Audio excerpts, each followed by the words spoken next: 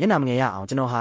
1980ခုနှစ်ထုတ်ရေခဲလက်ဖက်ကြီးပလင်းစက်လုံးကိုအစင်တင်ပြင်ထားခဲ့ပါတယ်ဒါပေမဲ့ရောက်လို့တကားဖွင့်လိုက်တဲ့အခါမှာတော့ကျွန်တော်အန်သားမင်တက်သွားခဲ့ရပါတယ်တကားဝမှာရက်ပြီးကျွန်တော်ကိုနူးညံ့ချိုတာစွာပြုံးပြနေတဲ့ဝမ်းကွဲအမတ်ကအထက်တန်းကျောင်းလုံးကတက္ကသိုလ်တစ်ခုတည်းကိုတူတူတက်မယ်လို့ကတိပေးခဲ့ဘူးတဲ့ကျွန်တော်ရဲ့ပထမဆုံးချစ်ဦးဖြစ်နေပါတယ်မိဖို့ချောင်းထဲမှာတတိပန်းကန်ကန်ပြီးအေးဆက်ဆက်ပြုံးနေတဲ့တန်းကြေကတော့ကျောင်းနဲ့တက္ကသိုလ်မှာ၄နှစ်ပတ်လုံးအချစ်နဲ့အမုံရုံးကန်ခဲ့ရတဲ့ရန်သူတော်ဟောင်းရေးစားဟောင်းဖြစ်နေပါတယ်အထက်ကနေဆင်းလာတဲ့ဆွဲဆောင်မှုအပြည့်နဲ့အတော်ငယ်လေးကောင်တခြားသူမဟုတ်ပဲလွန်ခဲ့တဲ့3နှစ်ကကျောင်းနဲ့ရှို့ဝက်တွဲခဲ့ဘူးတဲ့ရေးစားဟောင်းဖြစ်နေပြန်ပါတယ်ဒီလိုရေးစားဟောင်းတွေနဲ့ပြည့်နေတဲ့အင်ကြီးကိုကြည့်လိုက်ပြီ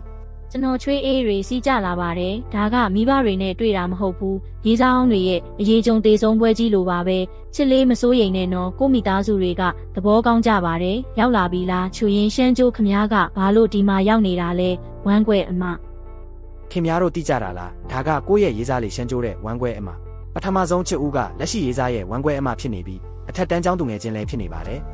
သူငယ်ချင်းတွေပဲကိုဒါဆိုအရန်တိုက်ဆိုင်တာပေါ့ဘာတွေရက်ကြည့်နေကြတာလဲမြင်ဝင်ခဲ့ကြလေဒီနေ့ရာသီဥတုကတကယ်ကောင်းလိုက်တာဟုတ်ပါတယ်ဦးလေးမင်္ဂလာပါတော်မင်္ဂလာပါဘွားမင်္ဂလာပါဒါကရှမ်းလေးဆိုတာပဲကြည့်ရတာအရန်ကိုခံရတာပဲထိုင်ကြပါထိုင်ယိုအဲ့ဒီတုန်းကတက္ကသိုလ်မှာကျောင်းသားသမဂ္ဂဥက္ကဋ္ဌနေရာအတွက်ကျွန်တော်ကို၄နှစ်ပတ်လုံးဝင်ပြိုင်ခဲ့တဲ့ရီစာဟောင်းထန်ကြီးဒီနေ့လှုပ်ထားတဲ့တစ်တီးစုံပွဲကတေချာပေါက်အရန်ကောင်းမှာပဲလာပါမိတ်ဆက်ပေးမယ်ဒါကကိုရီစာရှမ်းကျိုးလေးရှင်ဘဲကိုရှမ်းကျိုးတကယ်ကိုဘဝဆိုတာတိုက်ဆိုင်မှုတွေနဲ့ပြည့်နေတာပဲအချစ်ဦးကဝမ်းကွဲအမရန်သူတော်ကထန်ချေနောက်ထပ်ဘသူကြံသေးလဲဘသူရှိသေးလဲဘသူလဲနေခင်းကြောင်တောင်နဲ့ဘာလို့ဒီလောက်ဆူညံနေရတာလဲရှမ်းကျိုးအတော်ငယ်လေးနိုးလာပြီလားကျွန်တော်ရေးစားကိုလာကြည့်ပါဦးချောလားမချောလားလို့ပိုင်လန်အရက်ဆိုင်မှာတီးခဲ့ရတဲ့အားလုံးမရက်နေကြနဲ့တော့ထမင်းစားကြရအောင်ရှမ်းလေးဒီနေ့အတော်ကိုယ်တိုင်မင်းကြိုက်တဲ့ဝက်သားနီချက်လှုပ်ထားတယ်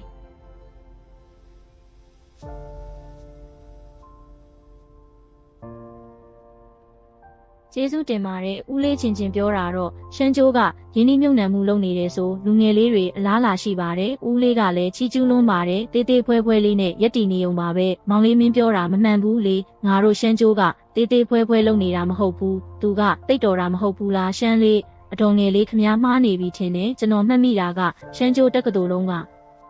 ရန်ခက်ခဲတဲ့ကိစ္စတွေကိုပဲရွေးလုပ်တတ်တယ်အဲ့ဒါကြောင့်နောက်ဆုံးကိုပါဆက်ကိုတွေးထွက်အောင်ကြိုက်ခဲရတာပေါ့ထန်ကြီးအတော်ငယ်လေးပါလို့ဒီလိုထူးထူးဆန်းဆန်းတွေပြောနေကြတာလေခင်ဗျားတို့အရင်ကတည်းကရှမ်းကျိုးကိုသိနေကြတာလားတေးပြီးချင်းကခုနကပြောပြီးသားလေငါနဲ့ရှမ်းကျိုးကအထက်တန်းကျောင်းလုံးကသူငယ်ချင်းတွေလို့ဟုတ်တယ်ကိုနဲ့ချူရင်းကအထက်တန်းကျောင်းသူငယ်ချင်းတွေပါကျောင်းသူထန်ယိုကကိုတက္ကသိုလ်စီနီယာပါကျောင်းသားသမဂ္ဂမှာတခါတလေတွေ့ဘူးပါတယ်တိတ်တော့မရင်နှီးပါဘူးပြီးတော့ပိုင်တော့ဘလို့တော့လဲစိန်ကားလိုက်တာပိုင်းလန်းအေးလို့ပဲခေါ်လိုက်လေငါတို့ကတငယ်ချင်းတယောက်ရဲ့အရက်ဝိုင်းမှာတီးခဲ့ကြတာပါနည်းနည်းပါးပါးစကားပြောဘူးတယ်တခါတွေ့ဘူးယုံပါပဲဒါဆိုလဲတော်သေးတာပေါ့ငါတောင်ခမားတို့မှာဘာတွေများနားလည်မှုလွဲနေကြလဲထင်နေတာမြန်စားကြပါကြည့်ပါဦးတင်းကျင်ကြမ်းတာများချွေးတွေတောင်ထွက်လာပြီးရှမ်းလေးမင်းကငါသမီးလေးချင်းရဲ့ဘာချက်ကိုကြိုက်လို့လဲကျွန်တော်သူ့ရဲ့အရာတိုင်းကိုကြိုက်ပါတယ်သူ့ရဲ့ကျင်နာတတ်မှုကိုသူ့ရဲ့အပြစ်ကင်းစင်မှုကိုသူပြောလိုက်တဲ့အခါမျက်ဝန်းထဲမှာကြဲလေးတွေပါနေတာကိုကြိုက်ပါတယ်သူနဲ့အတူရှိနေရရင်တကဘာလုံးတောက်ပလာသလိုခံစားရပါတယ်ဒါဆိုပဲတော့သူ့ကိုလက်ထပ်ဖို့စဉ်းစားထားလဲဝမ်းချင်း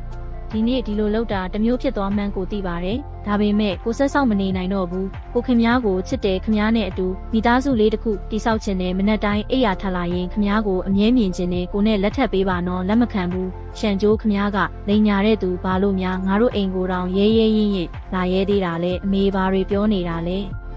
ဘာလိန်ညာတဲ့သူလဲနင်ကတော့ရှန်ကျိုးကိုတီးလို့လားတီးတယ်တီးုံတင်မကဘူးသူကငါရဲ့ရေးစားဟောင်းဖြစ်ုံတာမကပဲနင်ရဲ့တန့်ယုံအမရဲ့ရေးစားဟောင်းလည်းဖြစ်တယ်နင်ရဲ့ချူအင်းအမရဲ့ရေးစားဟောင်းလည်းဟုတ်တယ်ပိုဆိုးတာကနင်ရဲ့ရှောင်းယူရဲ့ရေးစားဟောင်းပဲဝင်ရွေးနေငါရဲ့တက္ကသိုလ်တုန်းကရေးစားဟောင်းပါငါနဲ့ရှန်ကျိုးကအထက်တန်းကျောင်းတုန်းကအတန်းဖော်တွေပါငါတို့တွဲခဲ့ဘူးကြတယ်ရှန်ကျိုးတကယ်ပဲလားငါအမေနဲ့ငါတော်တို့အားလုံးကနင်ကလိန်ညာလှည့်စားတတ်တဲ့သူငါ့ကိုကစားပြီးမှငါညီမလေးကိုပါထက်လာပတ်သက်တဲ့နင်းရဲ့စိတ်ထဲမှာဘာတွေကြံစီနေတာလဲဘာမှမရှိပါဘူးဝမ်ကျင်နဲ့နီးစပ်ဖို့ဆိုတာဘလို့ရွယ်ချက်မှမရှိခဲ့ပါဘူးဒီနေ့မတိုင်ခင်အထိသူကနင်းရဲ့ညီမလေးဆိုတာကိုငါလုံးဝမသိခဲ့ပါဘူး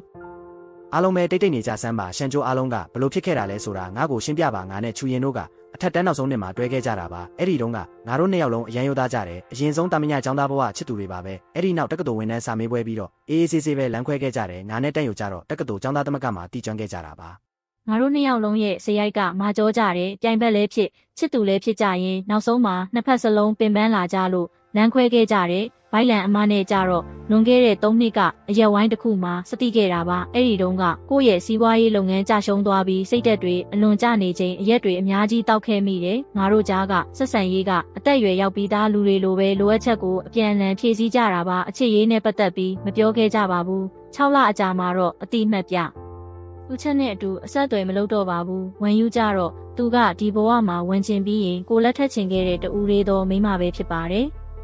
ငါတို့3နှစ်တိုင်တိုင်တွဲခဲ့ကြတယ်ကို့မှာဘာမှမရှိတဲ့အချိန်ကနေစီးပွားရေးအောင်မြင်စပြုလာတဲ့အချိန်ထိပေါ့ငါတို့အမြဲတမ်းရှေ့ဆက်သွားနိုင်မယ်လို့ထင်ခဲ့မိတာပေါ့ဒါပေမဲ့လွန်ခဲ့တဲ့နှစ်ကသူဟာငါရဲ့ကဘာတဲကနေရုတ်တရက်ပျောက်ကွယ်သွားခဲ့တယ်သူ့ကိုတနစ်တိတိရှာဖွေခဲ့ပေမဲ့ရှာမတွေ့ခဲ့ဘူးလွန်ခဲ့တဲ့6လလောက်မှဝန်ကျင်နဲ့ဆုံဖြစ်ခဲ့တယ်သူကအလင်းတန်းတစ်ခုလိုပဲကိုယ့်ရဲ့မောင်မိုက်နေတဲ့ရက်တွေတဲကနေဆွဲထုတ်ပေးနိုင်ခဲ့တယ်ဒီကိစ္စတွေအားလုံးကတကယ်ကိုတိုက်ဆိုင်မှုတက်ပါပဲယုံနိုင်စရာမရှိတော့အောင်စမ်းကြယ်ရဲ့တိုက်ဆိုင်မှုတစ်ခုပါဒါတိုက်ဆိုင်မှုဟုတ်လားရှန်ကြောင့်နင်ပုံပြင်ဖန်တီးနိုင်စွမ်းကအရင်တိုင်းပဲထက်မြက်နေတော့ပဲနင်ပြောတာတွေကိုဘသူကတက်တေပြနိုင်မှာလဲငါတက်တေပြနိုင်တယ်အဖွားရှန်ကြောက်ပြောတာအမှန်ပါပဲပိုဆိုးတာကလမ်းခွဲဖို့ပြောခဲ့တာကကိုယ်တိုင်ပါပဲငါနဲ့သူနဲ့ဖြစ်ပျက်ခဲ့တာတွေကသူပြောသလိုပါပဲလူကြီးတွေအချင်းချင်းသဘောတူညီချက်နဲ့မို့ဘသူကဘသူ့ကိုမှလိန်ညာတယ်လို့မပြောနိုင်ပါဘူးတရားမျှတအောင်ပြောရမယ်ဆိုရင်သူအဲ့ဒီတုန်းကကြာရှုံးနေခဲ့ပေမဲ့လူတဘာဝကတော့ကောင်းမွန်ပါတယ်အနည်းဆုံးတော့လမ်းခွဲတဲ့အချိန်မှာငါးစီငိုယိုပြီးပိုက်ဆံတောင်းတာမျိုးမရှိခဲ့ဘူးနင်တို့တွေဝေကုန်ကြပြီလားနင်တို့ကဘာလို့သူ့ဘက်ကနေကပြောပေးနေကြတာလဲသူ့ရဲ့လက်စားခံရတာမျိုးမဖြစ်ကြပါနဲ့ဒီလူရဲ့အချင်းကချိုးသားတဲ့စကားတွေနဲ့လိန်ညာတက်တာပဲဖြစ်တယ်အားလုံးပဲတိတ်တိတ်နေစမ်းပါရှောင်ယူနှစ်တုန်းကဘာကြောင့်နှုတ်တော်မဆက်ပဲထွက်သွားခဲ့ရတာလဲဆိုတာငါ့ကိုပြောပြပါအဲ့ဒီတုန်းကနိုင်ငံခြားတက္ကသိုလ်ကနေကျောင်းဝင်ခွင့်ထိုးခွာရခဲ့လို့ပါကျောင်းဝင်ခွင့်တစ်ခုတည်းအတွက်နဲ့အရာကိုဆွတ်လွတ်လိုက်တာပေါ့နှုတ်တောင်မဆက်ပဲထွက်သွားခဲ့တယ်အမေတကယ်ပဲဘာတွေဖြစ်ခဲ့တာလဲနင်းနဲ့ရှန်ကြိုးကြားမှာဘလို့အထင်မြင်လွဲမှားမှုတွေရှိခဲ့တာလဲငါတို့ကိုအမှန်တိုင်းပြောပြပေးပါငါနဲ့ရှန်ကြိုးကြားမှာဘလို့အထင်မြင်လွဲမှားမှုမှမရှိပါဘူးရှန်ကြိုးငါ့ကိုပြောပြပါလွန်ခဲ့တဲ့2နှစ်ကငါတို့လမ်းမခွဲခင်တရက်အလိုညဘက်မှာဘဲကိုသွားခဲ့တာလဲအဲ့ဒီနေ့ကငါရဲ့မွေးနေ့ပါဝင်ယူအမြဲလိုချင်နေတဲ့လဲဆွဲကိုဝယ်ပြီးသူနဲ့လက်ထပ်ဖို့တောင်းဆိုဖို့ပြင်ဆင်ထားခဲ့တာပါဒါပေမဲ့အဲ့ဒီနေ့ခင်းပိုင်းမှာကုမ္ပဏီမှာအရေးကြီးတဲ့ကိစ္စကြီးတစ်ခုဖြစ်လာခဲ့တယ်အရေးပါတဲ့စီမံကိန်းတစ်ခုမှာလုပ်ဖော်ကိုင်ဖက်ရဲ့တစ္ဆာဖောက်မှုကြောင့်ကုမ္ပဏီဟာဒေဝါလီခံရမယ့်အခြေအနေကိုရောက်ရှိသွားခဲ့တယ်ကိုလည်းဘာမှတက်နိုင်တော့ပဲဝန်ယူစီကိုဖုန်းခေါ်ခဲ့ရတယ်ရှောင်းယူကုမ္ပဏီမှာအရေးပေါ်ကိစ္စဖြစ်နေလို့မွေးနေ့ပွဲကိုမလုပ်တော့ဘူးတော့ရပါတယ်အလုပ်ကအရေးကြီးတယ်ကိုရင်လုပ်ပါအဲ့ဒီနောက်ကိုရက်တွေအများကြီးတောက်ချစ်ခဲ့ပြီးပါဆိုင်မှာအလားတူပဲအရာကိုမေ့ပြောက်ချင်နေတဲ့မိမတ်တဲ့ရောက်နေဆုံခဲ့တယ်အဲ့ဒါသူပဲဘိုက်လန်ပဲမင်းတတိယလာပြီပဲရှန်ကျိုးမင်းနောက်ဆုံးတော့တတိယလာပြီပဲမဟုတ်ဘူးဝန်၍ကိုပြောတာကိုတေချာနားထောင်ပေးပါအဲ့ဒီနေ့ကကုမ္ပဏီကဒေဝါလီခံရတော့မဲ့ထဲရောက်နေတာကိုလည်းအရက်တွေအများကြီးတောက်မိသွားတယ်ပိုင်လန်နဲ့ဘာမှမဖြစ်ခဲ့ပါဘူးအဲ့ဒီညကကိုမင်းနဲ့အတူပြန်လာခဲ့မိတယ်ဆိုတာဟုတ်ပါတယ်ဒါပေမဲ့အရက်တွေအယမ်းမူးနေတော့ဆိုဖာပေါ်မှာပဲအိပ်ပျော်သွားခဲ့တာပါနောက်တနေ့မနက်အလင်းရောက်လာတော့ကိုကဆိုဖာပေါ်မှာပဲရှိနေတော့ပဲအဝတ်စားတွေလည်းအကောင်းအတိုင်းဝတ်ထားလျက်သားပါပဲ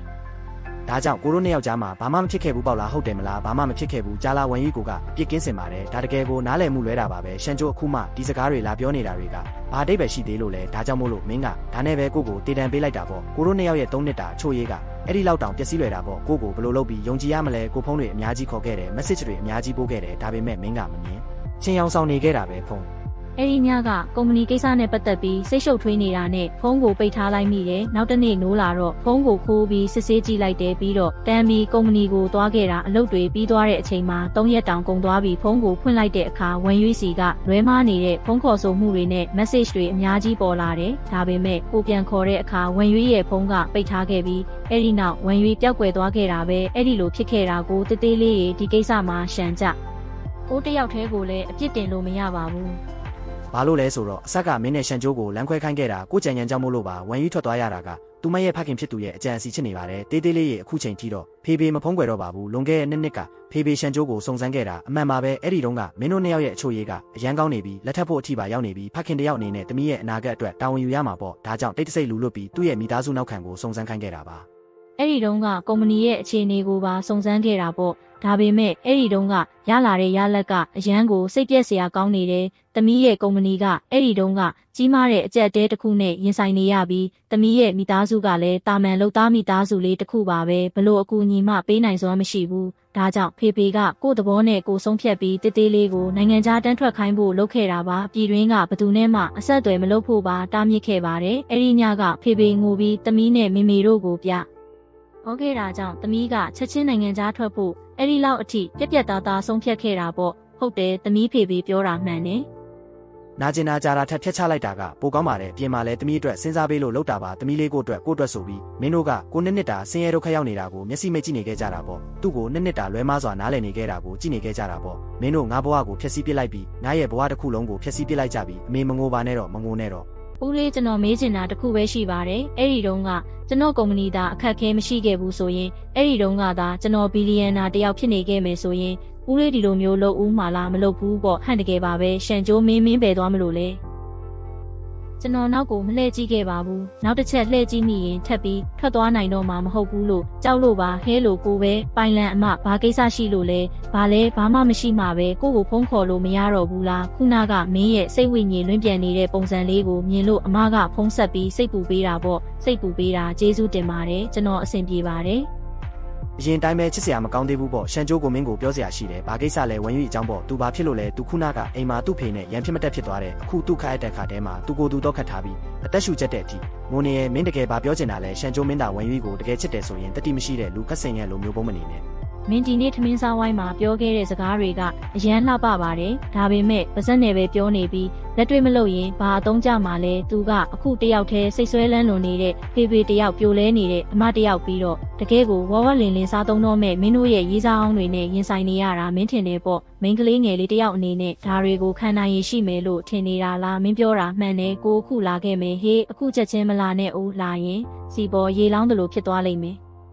အဲ့တော့မင်းပြောချင်တာကငါအိမ်ကိုလာခဲ့ဖို့ပေါ့မင်းနဲ့တယောက်တည်းစကားပြောစရာလေးတွေရှိလို့ပါလူတစ်ဖြစ်တဲ့ရေးစားဟောင်းရဲ့အိမ်ကိုတယောက်တည်းသွားတာကတော့တိတ်တော့မသိတော့လာဘူးပေါ့ဒါပေမဲ့ဒါကဘာကိုညွန့်ပြနေလဲဆိုတော့ balance ကငါမသိသေးတဲ့အတွင်းသတင်းတချို့ကိုသိနေတယ်ဆိုတာပဲကောင်းပြီလိပ်စာပို့ပေးလိုက်ပါဝင်လာခဲ့ပါ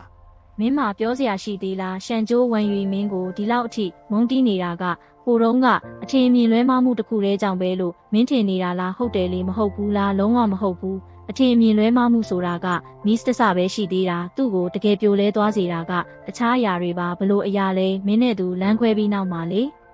သူကိုဝင်ရှိနေမှန်းသိသွားခဲ့တယ်ဒါ